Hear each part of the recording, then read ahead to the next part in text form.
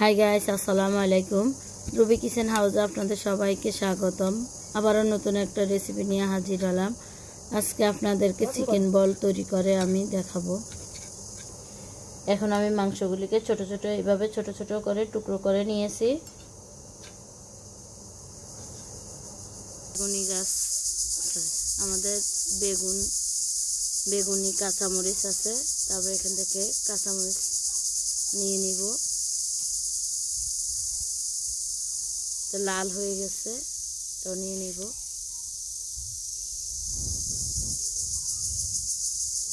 লাল হয়ে গেছে, নিয়ে নিচ্ছি।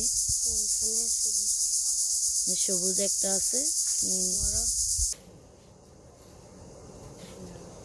প্রথমে দিয়ে দিচ্ছি কাঁচামরিচ,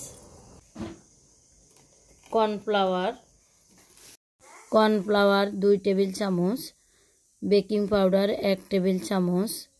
মাংসের পরিমাণের উপরে বাড়িয়ে কমিয়ে দিবেন।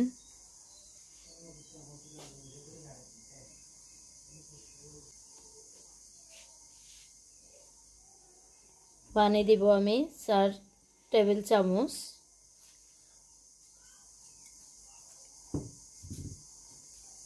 ম্যাগি চাট মশলা দিব 1 প্যাকেট। স্বাদ অনুযায়ী লবণ দিব।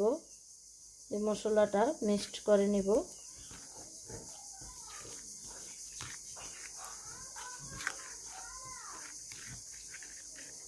এখন আমি এর মধ্যে কেটে রাখা মাংসগুলি দিয়ে দিব।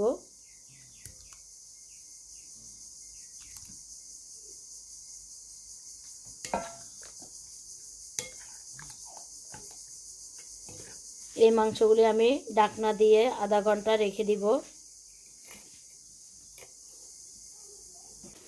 আধা ঘন্টা পরে এখন আমি ব্লেন্ডারে এগুলি ব্লেন্ড করে নিব। ব্লেন্ড করা হয়ে গেছে।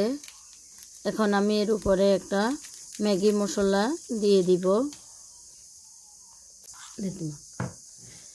এখন আমি এগুলি মিক্সড করে ফ্রিজে রেখে দিব আধা ঘন্টার জন্য। এখানে আমি গরম পানি দিয়েছি, পানিটা ফুটে উঠতেছে, আর আমি এখানে হাতে তোল লাগিয়ে নিয়েছি, নিয়ে এভাবে একটা, এখন আমি ঠিক এভাবে করে গোল গোল করে পানির মধ্যে ছেড়ে দিব।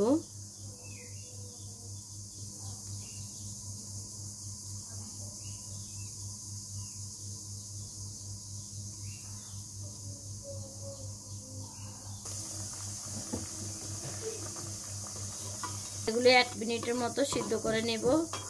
বলগুলি এখন ফুলে উঠেছে, আমি এখন নামিয়ে ফেলবো। 1 মিনিটের বেশি সিদ্ধ করার প্রয়োজন নেই।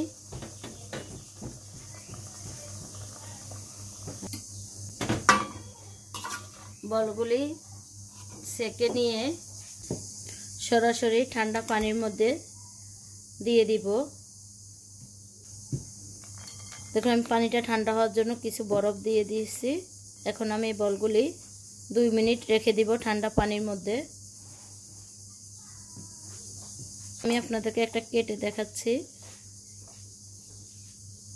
দেখুন, একটা পারফেক্ট চিকেন বল তৈরি করা হয়ে গেছে। এখন আমি পানি থেকে উঠিয়ে সেকে নিব। পানিগুলি জোরে যাওয়ার পরে তেলে ভেজে নেবেন 1 মিনিটের জন্য। আর ডিপ ফ্রিজে আপনি সারা মাস ধরে ফ্রোজেন করে রেখে দিতে পারেন। আজ এ পর্যন্ত, আল্লাহ হাফেজ।